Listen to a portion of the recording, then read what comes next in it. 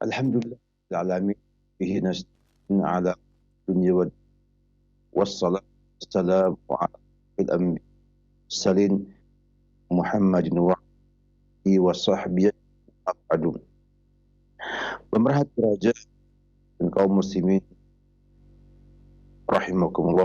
Alhamdulillah kita memohon kepada Allah Subhanahu wa taala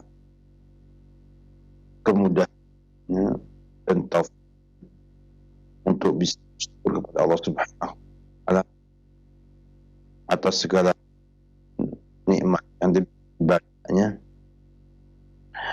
nikmat kemerdekaan, nikmat ibadah kepada Allah Subhanahu wa taala, nikmat merdeka hakiki, merdeka daripada penghambaan kepada hamba menuju penghambaan kepada Allah Subhanahu wa taala. Bebas dari penjajahan manusia, penjajahan makhluk Allah Subhanahu wa taala lainnya, menjadi orang yang merdeka beribadah hanya kepada Allah Subhanahu wa taala. Nikmat yang demikian ini tidak mudah untuk kita dapatkan, kecuali dengan terus belajar dan mengamalkan syariat Islam yang betul-betul mengajak umatnya untuk merdeka dan bebas dari semua ikatan dunia, mengikat diri hanya kepada Allah Subhanahu wa taala. Pada pagi yang berbahagia ini, alhamdulillah kita coba untuk melanjutkan kajian kita dalam fikih usrah yang pada perjumpaan terdahulu kita membahas tentang bagaimana membentuk anak yang saleh, dan Al-Quran dan Sunnah Nabi kita Muhammad SAW telah menyampaikan ada 5 perkara yang kita harus perhatikan yang membantu kita untuk bisa membentuk anak itu menjadi anak-anak yang saleh. Yang pertama kita akan bahas pada pagi ini insyaallah ta'ala, yaitu tepat dalam memilih pasangan suami istri. Memilih pasangan suami istri atau pasangan hidup merupakan langkah pertama dalam membangun sebuah rumah tangga, dalam perbaiki sebuah rumah tangga, dan juga dalam mendidik anak-anak agar menjadi anak-anak yang soleh dan solehat. Sebab langkah pertama ini akan mempengaruhi keselamatan dan kekuatan keluarga, serta nanti bisa mewujudkan maksud dan tujuan dibangunnya keluarga secara sempurna. Langkah ini tidak boleh diremehkan dan tidak boleh malu-malu dan tidak boleh tergesa-gesa dalam menentukannya.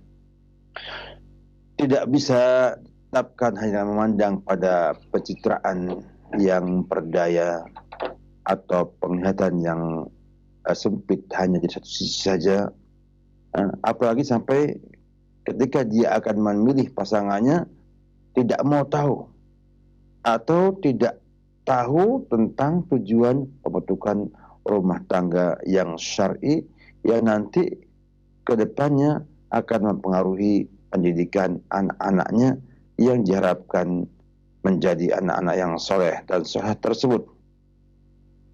Oleh karena itu syariat Islam memberikan perhatian besar, terhadap fase dan langkah ini.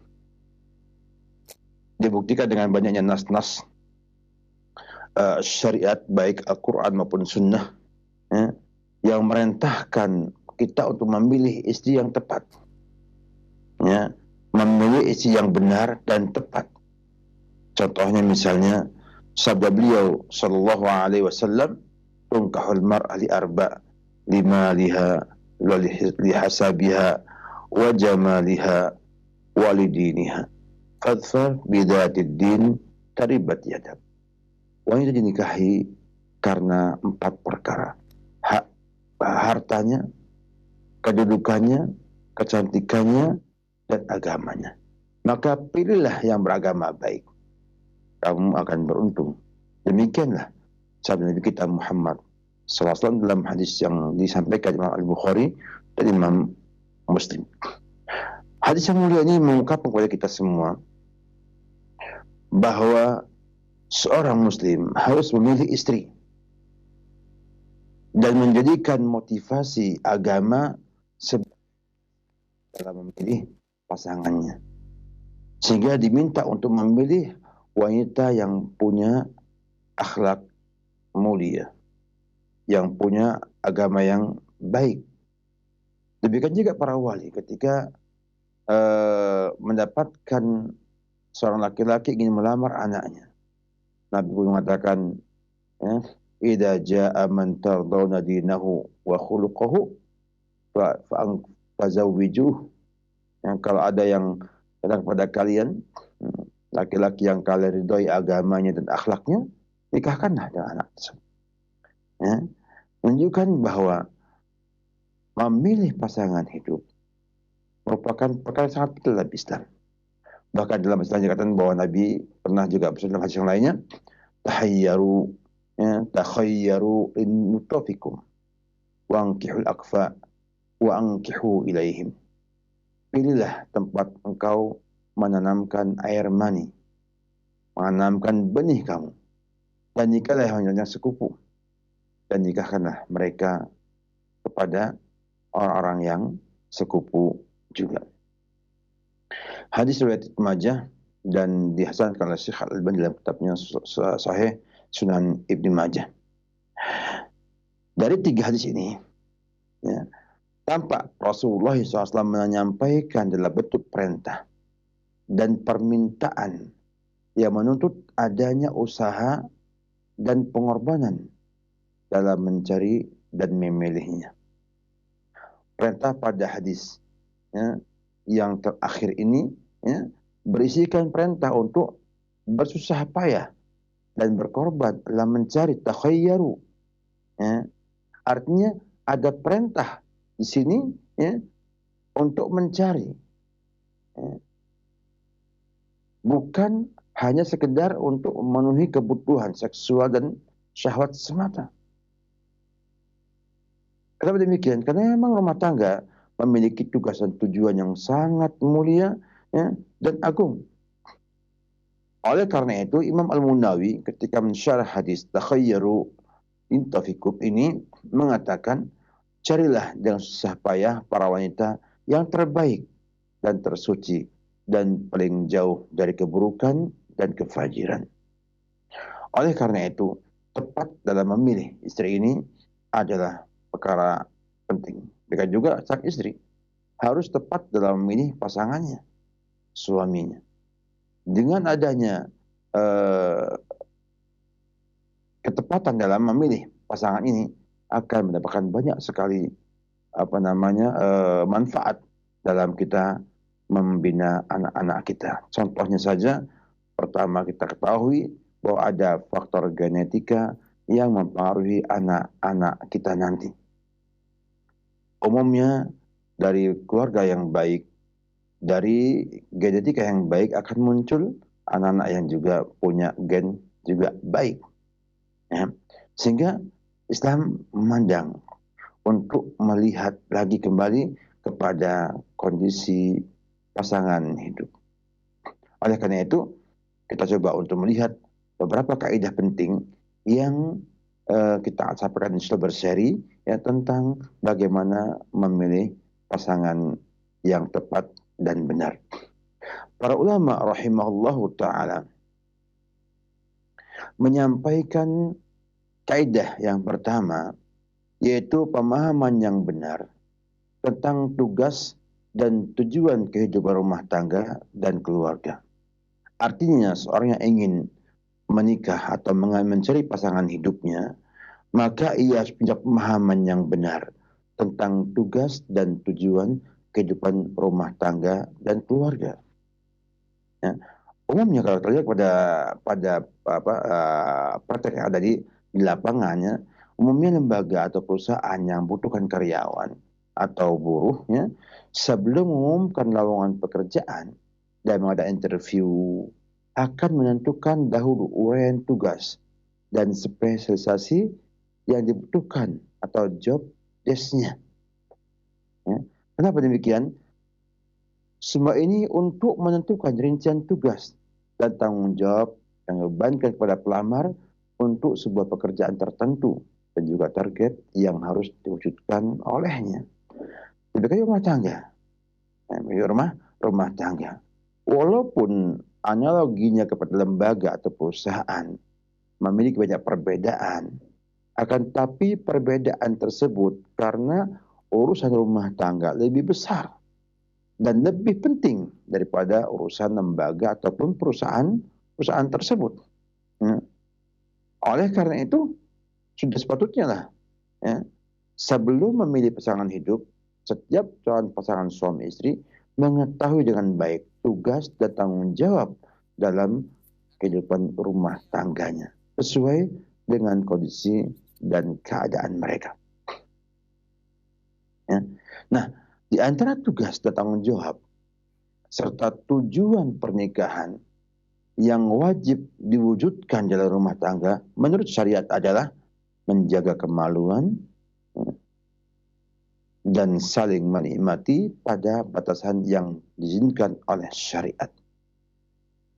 Yang kedua, menjaga nasab keturunan. Yang ketiga, mengelola rumah, mendidik anak, serta mengelola hubungan kekeluargaan yang lebih luas bersama keluarga suami, keluarga istri, tetangga, dan para sahabat, serta masyarakat sekitar. Jadi ini semua adalah tugas yang harus diemban oleh seorang laki-laki, ya, ketika dia akan menuju pada pernikahan yang diinginkannya. Harus tahu bahwa ada tugas dan tanggung jawab yang harus dia lakukan. Yang pertama itu adalah menjaga kemaluannya. Ini bukan bagian yang cukup penting, artinya mencari suami, mencari istri yang mampu nantinya meredam syahwatnya, bisa membuat ia tidak lagi memandang wanita lain, tidak lagi mencari yang lainnya, karena sudah ada pada pasangan tersebut. Ya, mereka juga harus bisa ada di sana saling menikmati kehidupan rumah tangganya dengan pasangan yang dimilikinya. Demikian juga mencari apa? Nasab keturunan. Dengan cara apa? Mencari wanita yang subur, yang nanti bisa melahirkan anak-anak yang sehat, yang kuat, ya, yang nanti menjadi penerus nasab keluarga tersebut. Tugas pengelola rumah, mendidik anak, serta mengelola hubungan kekeluargaan. Jadi kalau sudah menikah itu bukan hanya istri dan suami, tapi juga sudah ada dua keluarga besar. Keluarga seistri, keluarga sang suami. Kemudian setelah itu juga ada hubungan dengan masyarakat sekitarnya. Suami punya sahabat-sahabat, istri punya sahabat-sahabat juga. Yang ini pun harus dikelola dengan baik.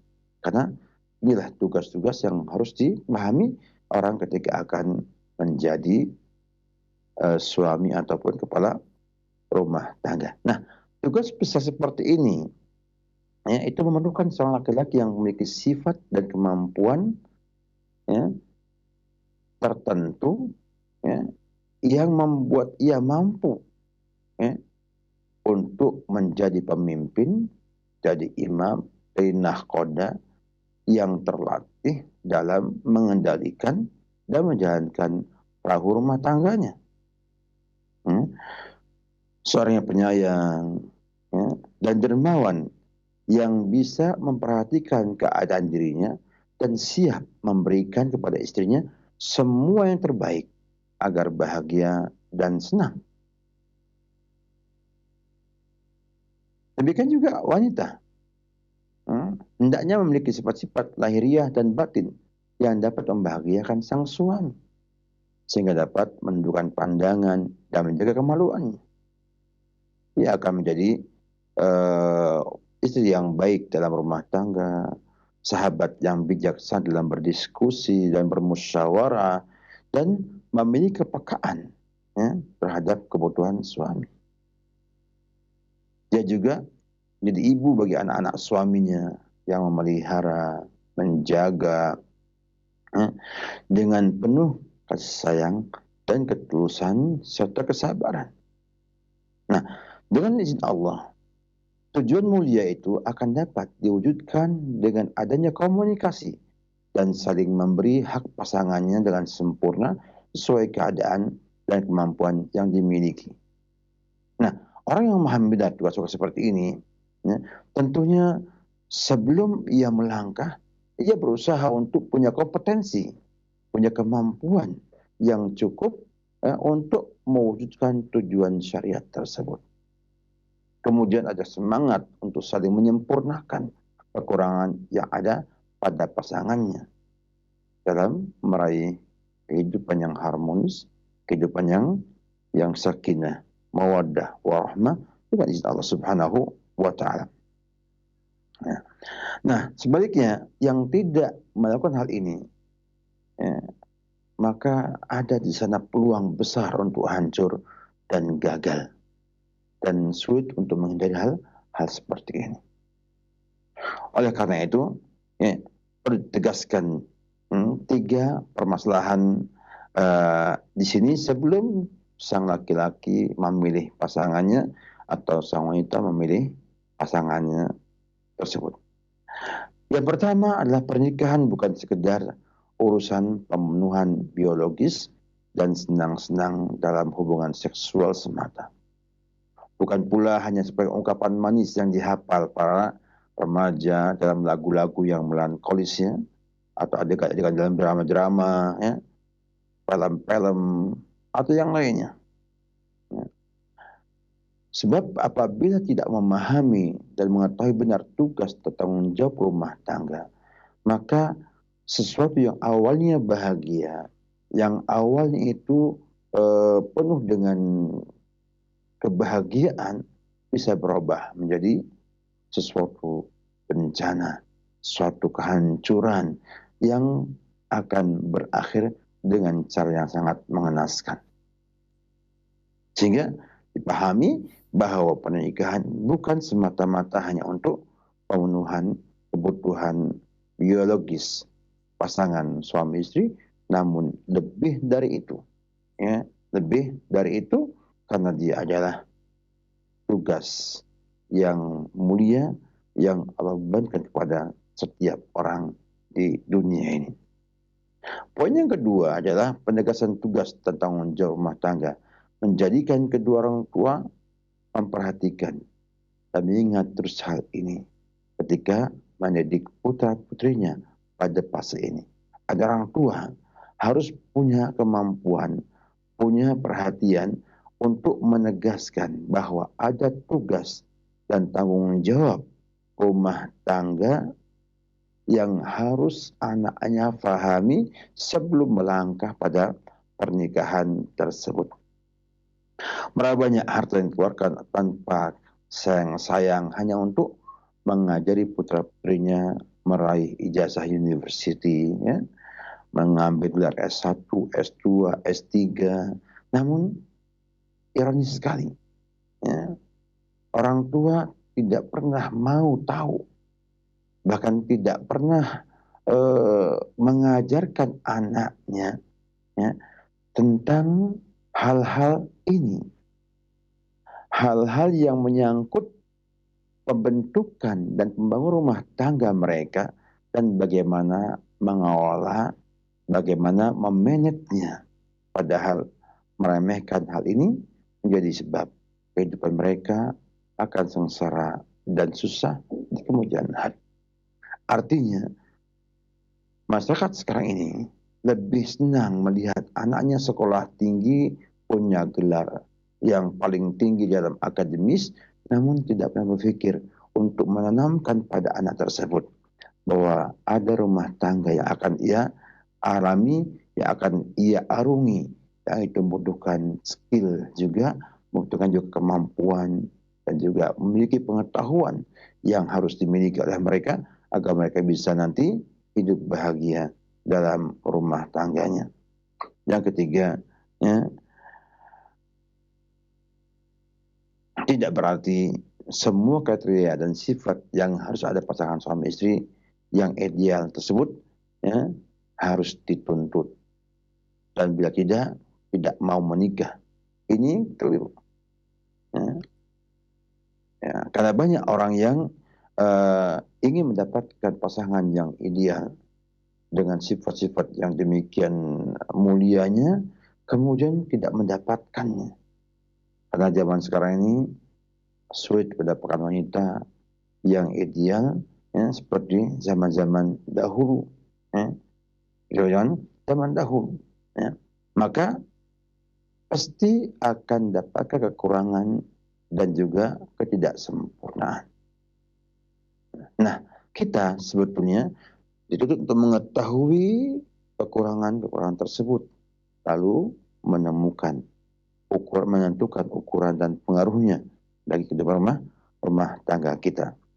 Apakah mungkin ada kerjasama pasangan ini bisa menyempurnakan hal itu? Bisa tidak sang laki-laki nanti akan hidup dengan gotong royong, tolong menolong untuk mewujudkan tugas-tugas mulia tersebut setelah pernikahan? Ini pertimbangan dalam hal ini. Demikian juga, apakah kriteria dan sifat-sifat lainnya memungkinkan untuk menutupi kekurangan yang ada, sehingga bisa menggantikan hal tersebut. Ini hal penting sekali yang kita remehkan, namun para ulama rahimahullah subhanallah telah menjelaskan dengan sangat jelas bahwa seorang yang akan memilih pasangannya harus mengerti apa tugasnya nanti di rumah tangga tersebut, apa tanggung jawabnya, dan juga harus tahu tantangan yang akan dihadapi olehnya dalam rumah tangga tersebut. Sehingga ia nanti bisa memilih sesuai dengan kebutuhan yang dimilikinya. Bila ia butuh wanita yang betul-betul bisa mendidik anaknya, maka ia akan mencari wanita yang punya kriteria tersebut. Punya kesolehan, ditambah juga punya kemampuan untuk mendidik anak-anaknya tersebut. Ini yang terkadang tidak dihiraukan oleh pasangan yang ingin memulai membentuk rumah tangganya. Oleh karena itu, kaidah pertama ini cukup jelas, harus punya pemahaman yang benar terhadap tugas dan tanggung jawabnya dalam rumah tangga tersebut. Apakah dia hanya sebagai suami saja, sebagai orang tua juga nantinya, atau sebagai satu bagian dari masyarakat. Sehingga seorang yang memilih pasangannya harus mempertimbangkan banyak hal. Tidak semata-mata yang penting dapat, yang penting saya lihat saya senang, tapi tidak mempertimbangkan hal-hal lainnya yang nantinya mempengaruhi kehidupan rumah tangganya. Contoh nyata, misalnya tidak memperhatikan sifat-sifat baik yang dimilikinya dan sifat-sifat buruk yang dimilikinya. Sehingga ketika rumah tangga ternyata sifat-sifat buruk itu mengganggu berjalannya kehidupan rumah tangga yang diidam-idamkan olehnya akan menjadi rumah yang penuh dengan kebahagiaan. Baiti jannati. Oleh karena itu, kita perlu untuk memperhatikan hal ini agar supaya jangan sampai kita itu melangkah salah dalam memilih pasangan ini. Akibatnya, salah langkah ini akan merepotkan kita ketika kita hidup dalam sebuah rumah tangga dengan anak-anak yang perlu ada pendidikan dan juga pembinaan yang baik. Semoga ini bermanfaat bagi kita semua untuk kemudian diambil faedah, diambil perhatian. Jangan sampai kita memilih dan kita nggak tahu apa yang menjadi kriteria kita dalam memilih dan apa sih tujuan kita memilih ia untuk bisa bareng-bareng mengarungi kehidupan rumah tangga yang baik. Demikian, semoga bermanfaat. Wabillahi taufik. Salam Muhammad wa ala alihi wa sahbihi wasallam. Baik Ustaz, barakallahu fikum wa jazakallahu khairan. Terima kasih atas nasihat serta bimbingan yang bermanfaat yang telah disampaikan di kesempatan pagi hari ini. Semoga menjadi tambahan ilmu untuk kita semuanya. Selanjutnya kami berikan kesempatan untuk Anda yang bertanya seputar pembahasan. Kami awali dari pesan singkat dari seorang ibu yang bertanya. Assalamualaikum Ustadz, izin bertanya. Pak Ustadz, saya Anita dari Bandung. Bagaimana sikap yang harus dilakukan kepada suami yang tidak soleh? Suka fitnah, suka main perempuan. Mohon untuk diberikan nasihat oleh Ustadz. Semoga menjadi kebaikan buat saya sekeluarga. Silakan Ustadz. Alhamdulillah, kita sampaikan bahwa setiap manusia itu ada ujiannya. Setiap kita ini ada ujian masing-masing. Dan setiap kita harus mampu bersabar dan mampu mengelola musibah yang menimpa kita, ujian menimpa kita, agar menjadi sumber pahala, agar menjadi kebaikan kita di masa yang akan datang. Ibu mendapatkan sebuah ujian berat karena punya suami yang tidak soleh. Ya. Ini kan tentunya akibat daripada salah memilih pasangan hidup.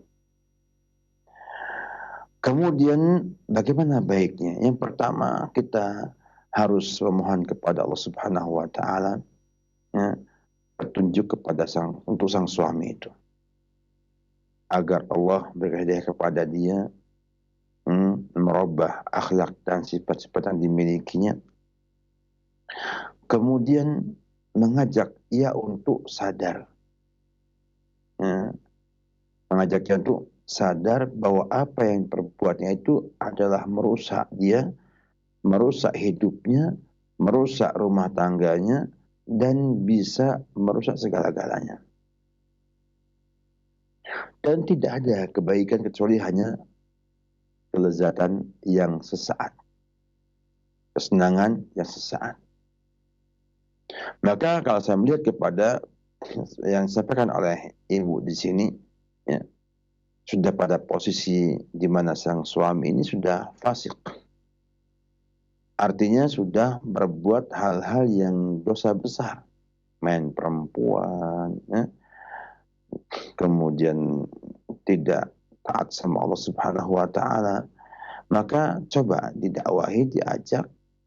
Kalau tidak memungkinkan kembali, mungkin bahwa perpisahan itu lebih baik daripada bersatu di rumah tangga dengan orang yang memang jauh daripada ketaatan, bahkan termasuk orang yang bermaksiat terus kepada Allah Subhanahu wa taala. Namun ini bukan berarti menjadi solusi terbaik. Ya, bukan berarti ini adalah solusi satu-satunya. Ya. Kenapa? Karena semua yang sudah beraktivitas dalam memilih pasangannya, kemudian keliru, tentunya ia harus berusaha memperbaikinya. Memperbaiki kelemahan yang dimiliki oleh sang suami tersebut. Apalagi di zaman ini di mana kaum muslimin di Indonesia khususnya, ya, itu pemahaman agamanya masih banyak yang dangkal. Ya, sehingga resiko orang tersebut beramal amalan yang tidak baik atau melanggar syariat Islam atau berbuat dosa besar itu sangat mudah. Ya. Oleh karena itu, yang perlu adanya sebuah upaya untuk mengajak sang suami itu merubah keadaannya menjadi lebih baik, dan kemudian mengajaknya untuk taat kepada Allah Subhanahu wa taala dengan semampu dan sekuat ibu. Bila enggak memungkinkan lagi, maka fattaqullaha mastata'tum, artinya Allah katakan kita ini bertakwa semampunya. Kalau sudah tidak mampu lagi untuk mengajaknya jadi baik, maka perpisahan adalah cara yang terbaik untuk terlepas dari hal-hal yang tidak baik tersebut. Ya. Jadi Islam demikian. Ya. Perpisahan adalah solusi yang terakhir untuk membuat kedua pasangan itu bisa merubah keadaan menjadi lebih baik lagi. Ya, wallahu alam bishawab. Ustaz, barakallahu fikum. Terima kasih atas jawaban dan nasihatnya. Semoga menjadi tambahan ilmu untuk kita semuanya. Selanjutnya masih kami berikan kesempatan bagi Anda yang bertanya seputar pembahasan. Kami bacakan dari pesan singkat dari hamba Allah di Depok. Izin bertanya Ustadz, bagaimana caranya agar suami mau lagi ikut mengaji dan menjauhi dosa gibah dengan ibunya sendiri? Sedangkan sekarang ana dengan suami berjarak jauh dikarenakan suami kerja di luar negeri. Syukron, jazakallahu khairan. Ustaz, silahkan. Dalam sebuah hubungan suami istri itu ada nilai-nilai komunikasi yang harus dijaga kepada sang suami. Ya. Dan mengaji atau belajar agama adalah kewajiban sepanjang umur kita. Ya. Nah, ini coba diajak kembali sang suami untuk memahami hal ini, sehingga ia bisa kembali kepada posisi semula, di mana mungkin dahulu ya itu mudah untuk belajar, mudah untuk berangkat ke pengajian dan lain sebagainya, ya. Maka ketika sekarang menjauh, samping jarak yang jauh juga posisi yang ada seperti itu, maka saudari bisa melihat apa sih sebab ataupun faktor-faktor yang membuat suami itu menjauhi pengajian. Yang membuat suami itu riba dengan ibunya misalnya. Nah, di sini perlu ada sebuah pengetahuan awal sebagai langkah untuk memutuskan apa yang terbaik dalam mengajak suami itu mengaji lagi. Kalau sebabnya adalah karena kesibukan yang dimilikinya, maka perlu sampaikan kepada dia bahwa manusia itu tidak akan bisa selesai kesibukannya kalau mengikuti kemauan hati dan nafsunya. Orang yang bekerja 24 jam saja itu mungkin kurang kalau mengikuti maunya hati dan angan-angan yang dimilikinya. Ya. Sehingga dipahamkan olehnya bahwa kita itu hidup hanya sementara, ya. Maka begitu rezeki sudah cukup, ya kita beribadah kepada Allah Subhanahu wa ta'ala. Kalau karena memang kondisinya adalah tempat pengajarannya tidak ada, karena tinggal di luar negeri misalnya, maka bisa saja saling nasihati ya, dengan video call, atau diberikan referensi-referensi yang baik, baik buku-buku ataupun YouTube ataupun video ya, yang nanti bisa menjadi bahan untuk sang suami di luar negeri itu untuk belajar lagi seperti sebelumnya. Kalau karena alasannya itu adalah yang lainnya, diobati sesuai dengan apa? Alasan yang menjadi faktor membuatnya tidak mengaji lagi. Tentunya ini ya butuh adanya komunikasi sehingga akhirnya ada di sana saling menasihati, saling amar nahi mungkar yang merupakan bagian yang sangat penting dalam sebuah rumah tangga. Jadi rumah tangga itu bila tidak ada sama sekali amar ma'ruf nahi mungkar, tidak ada keindahan di rumah tangga tersebut. Oleh karena itu, sang ibu atau sang istri mencoba mendakwai suaminya untuk mengingatkan kembali sang suami bahwa ada di sana kebutuhan dan kewajiban seorang muslim itu belajar agama. Ya, talab ilmi fardhatun ala kulli muslim. Demikian Nabi kita Muhammad SAW bersabda ya, bahwa belajar ilmu itu adalah kewajiban setiap muslim. Oleh karena itu, ibu bisa menggunakan cara-cara banyak ya, bisa mengirimkan artikel, bisa juga mengirimkan video kepada sang suami, atau ajakan lainnya yang membuat ia kemudian mau kembali belajar dan mengaji. tentang pelanggarannya, riba dan lain sebagainya juga demikian. Ya, dipahamkan bahwa itu ada perkara yang jelek, bahkan dosa besar menggibahi, apalagi menggibahi ibunya sendiri. Ini tidak baik, ini tidak baik ya, dan tidak benar dilakukan seorang muslim, seorang anak daripada anak manusia. Tidak bagus ada anak kok mencela ibunya atau menggibahi ibunya. Wallahu alam bissawab.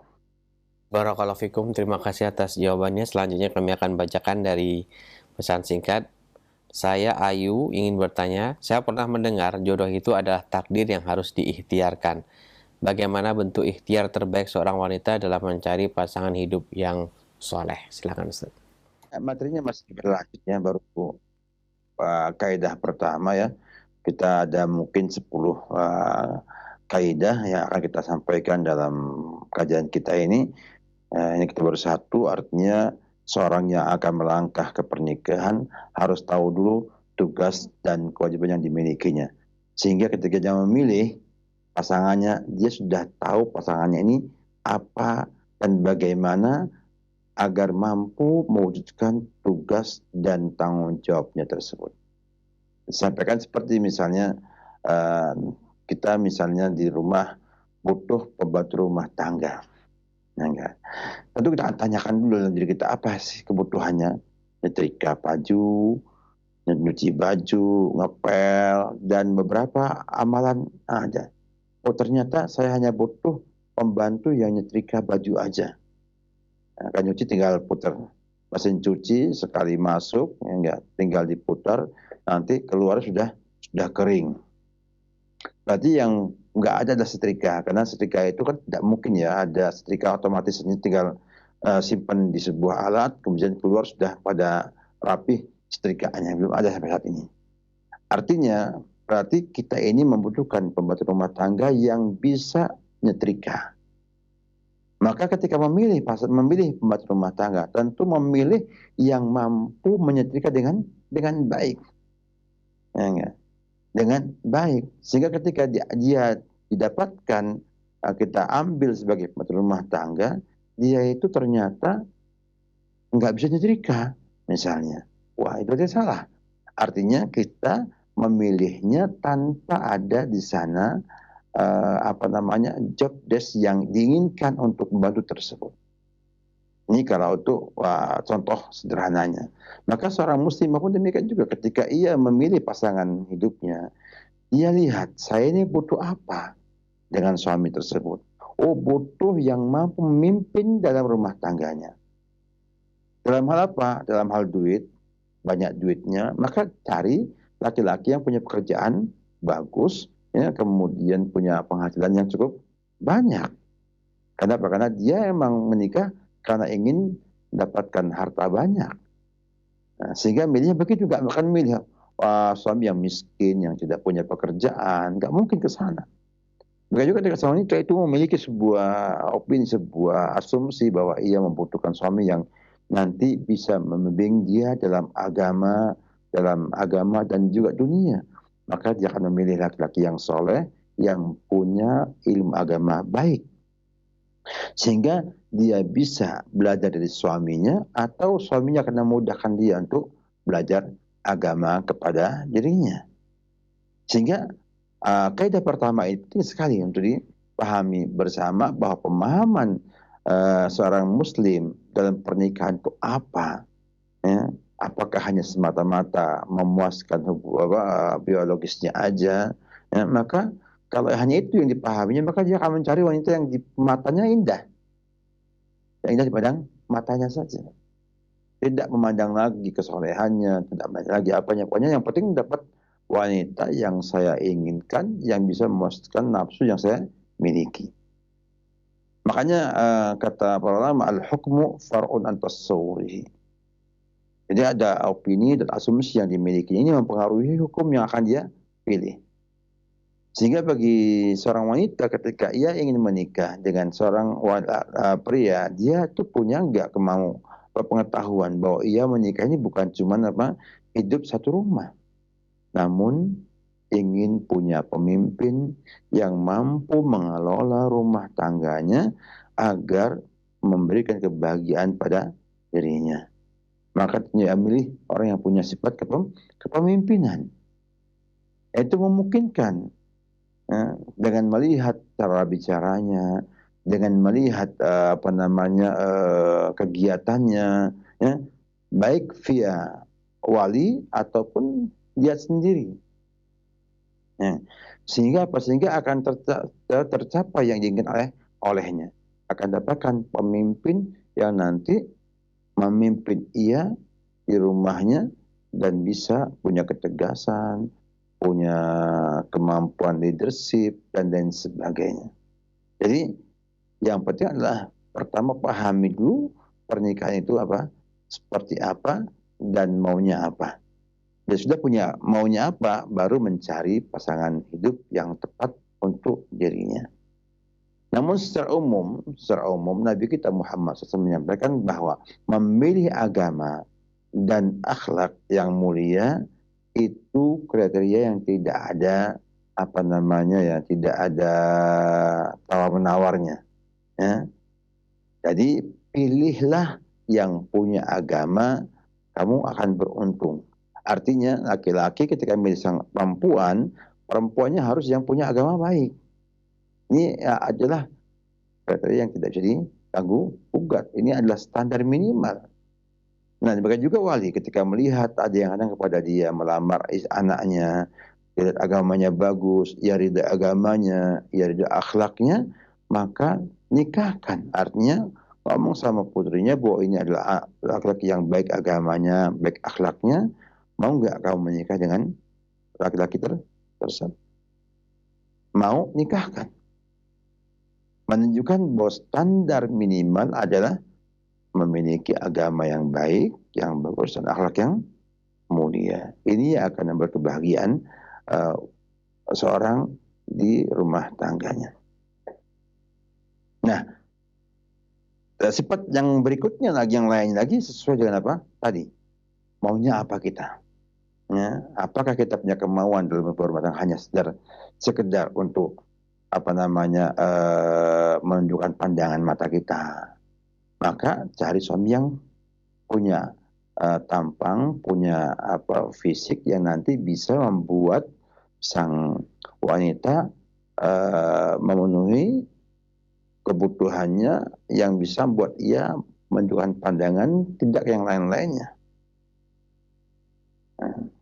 Kalau pengennya misalnya adalah pemimpin yang bisa mengajarinya ilmu agama, maka cari orang yang bisa punya kemampuan, punya kompetensi mengajar, agar nanti dia dapat diajar oleh suaminya tersebut.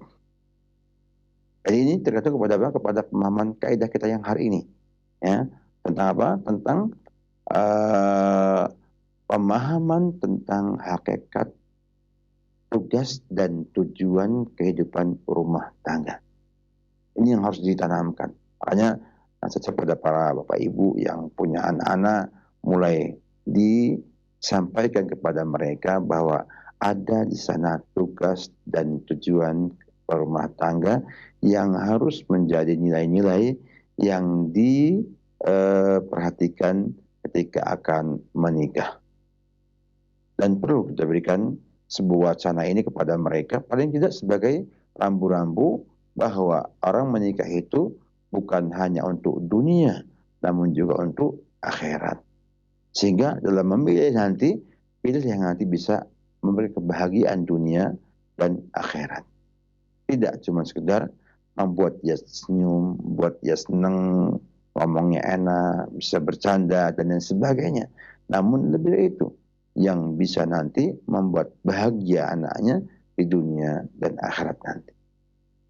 Ya, waktu ini sudah waktunya kita semua sebagai orang tua untuk menanamkan ini kepada anak-anak kita, agar mereka nanti kalau memilih pasangan tidak salah. Bagi zaman sekarang, ya, bahwa orang tua perannya sedikit dalam memilih calon menantunya. Artinya orang tua terkadang hanya dimintai persetujuan dan keredoannya saja, dan tidak bisa memilihkan kepada anaknya pasangan yang tepat untuknya. Maka sebelum mereka memilih, berikan dulu pengetahuan, knowledge-nya, pengetahuan tentang rumah tangga, sehingga mereka ketika memilih, berpikirnya adalah memilih pasangan yang sesuai dengan apa yang dia pahami dalam tugas dan tanggung jawab dan tujuan kehidupan berumah tangga dan berkeluarga. Ya, ini penting ya. Baru nanti akan muncul di sana bahwa kita memilih dengan cara yang benar, itu berawal dari opini ini, dari asumsi ini. Semakin benar dalam menilai tujuan dan tugas kehidupan rumah tangga ini akan menghasilkan sebuah upaya yang mengarah pada ideal, mengarah kepada yang lebih mendekati ideal tersebut. Wallahu a'lam bishawab. Kasih atas jawaban dan nasihatnya untuk yang bertanya khususnya, serta kita yang menyimak pada kesempatan kali ini. Kami bacakan pesan singkat kembali, atau kami angkat dari telepon. Silahkan. Halo. Halo. Halo, Assalamualaikum. Waalaikumsalam warahmatullahi wabarakatuh. Dengan siapa ini, di mana? Dari Bapak Depri, Pak, Tasikmalaya. Silahkan Bapak pertanyaannya. Iyalah. Assalamualaikum, Ustaz. Waalaikumsalam warahmatullahi wabarakatuh. Menyambungin dari bahasan barusan, Ustaz. Kebetulan saya juga baru bergabung gitu. Banyak saya lihat, khususnya di antara saya berkeluarga gitu kan, kurang memperhatikan dari segi berumah tangga. Bahkan saya sendiri berusaha dalam artian untuk sesuai dengan tema atau bahasan Pak Ustadz barusan, menjaga kerukunan, ketentraman. Bukan saja dari segi nafkah, tentu kita juga ikut andil berperan dalam membantu kesehariannya. Ya Alhamdulillah, saya berusaha dari berumah tangga sampai hari ini saya jaga, diantaranya meringankan bagian dari rumah tangga yang bisa saya bantu. Yeah. Lalu pertanyaan saya adalah, bagaimanakah seseorang tersebut mereka mengetahui, lalu banyak mereka mengabaikan Ustadz, dan ada juga mungkin sebagian dari mereka yang mengketawakan, bahkan mengatakan perbuatan ini adalah bukan perbuatan laki-laki, atau hanya ada yang mengatakan hina, saya kan sebagai laki-laki cukup memberi nafkah. Apakah yang dikatakan seperti itu orang tersebut karena keawamannya, atau bagaimana sikap kita menyikapin atau menghadapin orang-orang seperti itu, Ustaz? Iya Pak, terima kasih. Jawabannya sekali lagi terima kasih. Assalamualaikum warahmatullahi wabarakatuh. Waalaikumsalam warahmatullahi wabarakatuh. Silakan Ustaz. Kita nggak pungkiri bahwa ada di sana adatnya, ada di sana adat ataupun juga mungkin dapat dikatakan sesuatu yang sudah merebak di masyarakat, di sebagian masyarakat, bahwa rumah itu kan tugasnya perempuan. Ngapain laki-laki bantu-bantu tugas perempuan?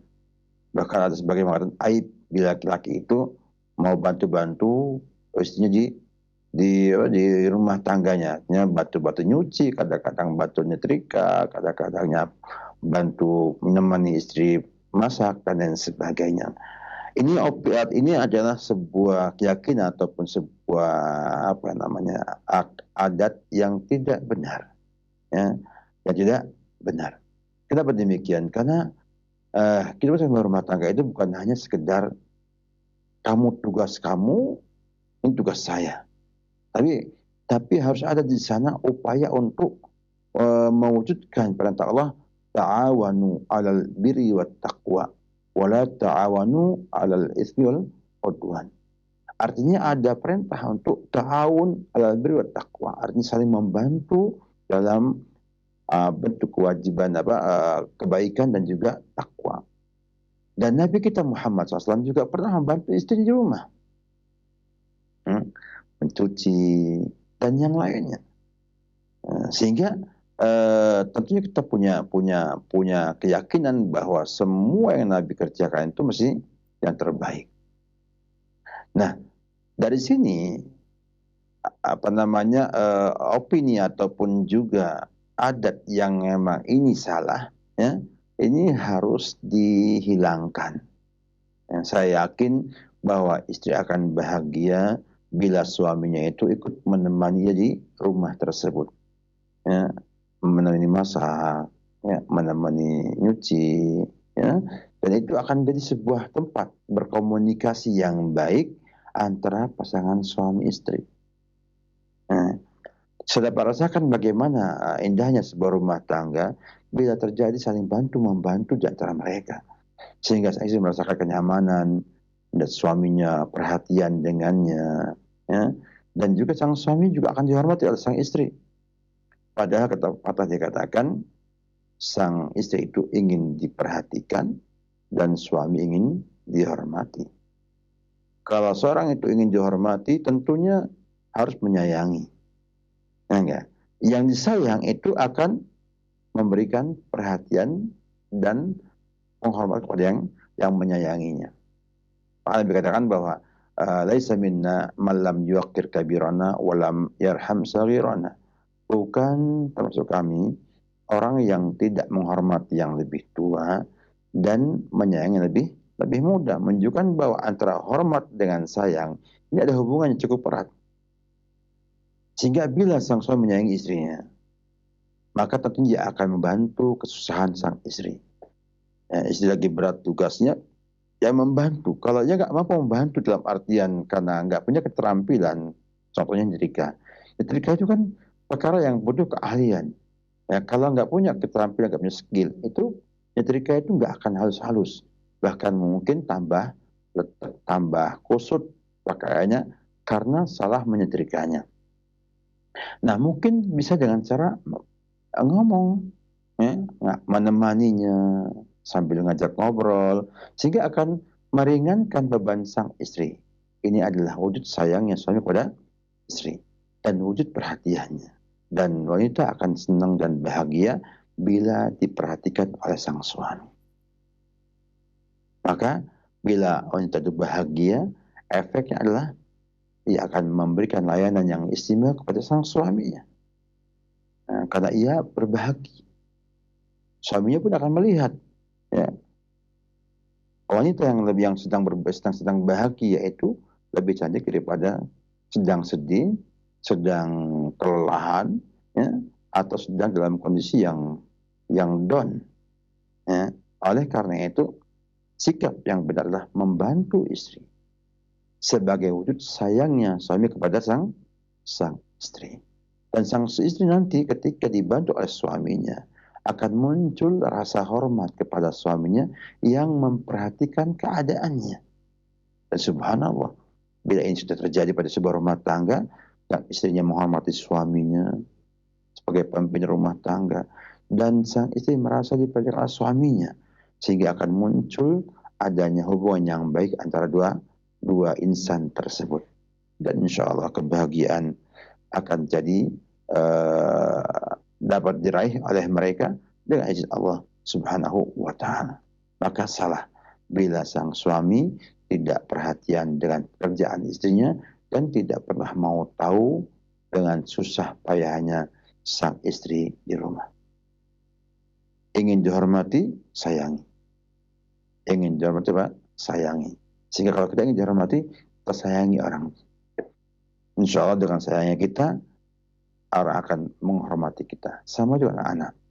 Anak itu kalau kita sayangi dengan benar, akan menghormati kita. Maka berkata Bapak bahwa kita membantu istri itu adalah perkara yang baik, insya Allah ta'ala. Dan jangan hiraukan lagi opini yang ada di masyarakat, ya, bahwa suami itu tidak baik kalau bantu istrinya dalam pekerjaan rumah. Sampaikan pada mereka bahwa ini yang terbaik dengan dasar Nabi pernah begitu. Yang kedua, akan tampak, ya, perhatian suami kepada istri, dan saya yakin perempuan manapun juga ingin diperhatikan oleh sang suami. Ya, wanita ingin diperhatikan atau ingin dihormati. Ini kaidah penting untuk kita perhatikan dalam sebuah rumah tangga. Insya Allah dengan itu semuanya ya, akan terbentuk kebaikan. Tapi tentunya yang namanya membantu bukan inti. Kalau berlebihan semua suami kerjakan, maka berbahaya bagi bagi sang suami. Artinya istri nanti jadi tidak menghormati sang suami karena suami terlalu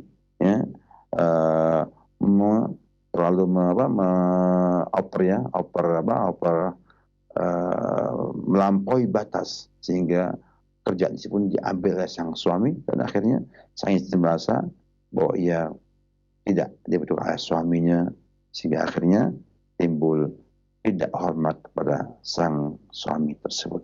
Jadi semua ada kadarnya, semua ada batasnya. Jangan melampaui batas-batas tersebut. Membantu itu adalah membantu. Kita salah. Ya, kita salah kenapa? Karena kita buat membantu rumah tangga itu bukan membantu, inti. Ya, inti. Yang membantu hanya apa? Hanya majikan yang membantu tersebut. Harusnya demikian. Ya, harusnya demikian kita lihat bahwa tetap rumah tangga itu tetap berbeda bila istri yang memberikan membuat misalnya kopi atau teh ya, lebih indah bila yang buat istri ketimbang yang buat bantu rumah tangga. Wallahu a'lam bishawab. Jazakumullahu khairan wa barakallahu fikum. Dan nampaknya pertanyaan yang kami sampaikan tadi merupakan pertanyaan terakhir di pertemuan kita. Mohon ititamnya, Ustaz, silahkan.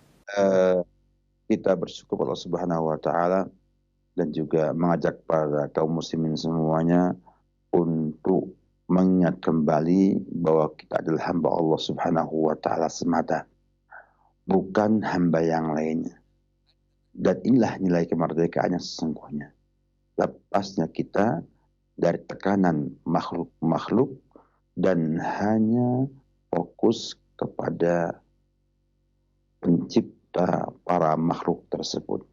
Kita sejajar dengan siapapun juga ya, di dunia ini ya, dan yang membuat kita lebih mulia hanyalah ketakwaan kepada Allah Subhanahu wa Ta'ala. Inna akramakum indallahi atqakum.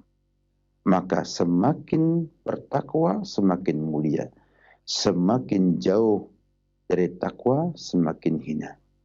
Oleh karena itu marilah kita bertakwa kepada Allah Subhanahu wa Ta'ala dan memperbaiki takwa kita dengan sebaik-baiknya. Dan talabul ilmi, ngaji adalah satu cara kita untuk menambah ketakwaan kita.